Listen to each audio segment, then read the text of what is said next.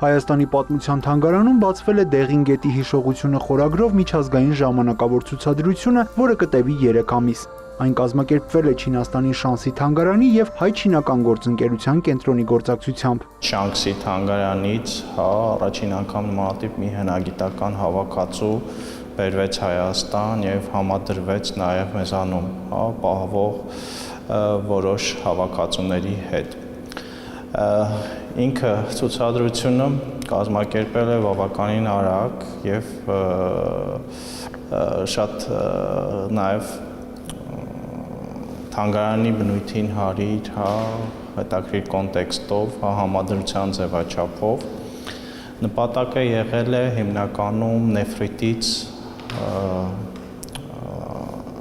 նեոլիթյան, բրոնզեդարյան ցուցանմուշների անհատուկ ներկայացումը Հայաստանի պատմության թանգարանում։ Ցուցադրությունը բազմաշերտ է գոյատևումից մինչև կենսակերպ, առօրյա գործածությունից մինչև հոգևոր ու բարձրաշխարհիկ դրսևորումներ։ Այն արտացոլում է նաև նեֆրիտե գտածոների դերն ու արժեքը չինական մշակույթի պատմության մեջ։ Բացի նեֆրիտե հավաքածուից ուրախ ենք նաև առաջին անգամ նաև ունենալել չինական հնագիտության, այսպես կարևոր շերտերից մեկը բրոնզե առարկաների 2 օրինակներ, որոնք կրկին ծիսական նշանակության են եւ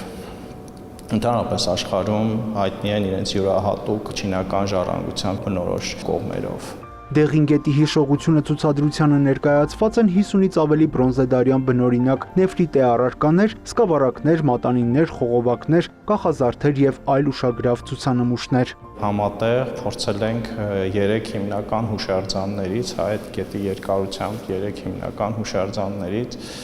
բերված 3 խմբի այս հավաքածուները այսպես հատուկ ձևով ներկայացնել մեր այցելուներին,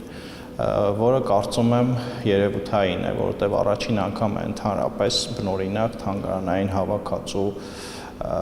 հյուրընկալվում,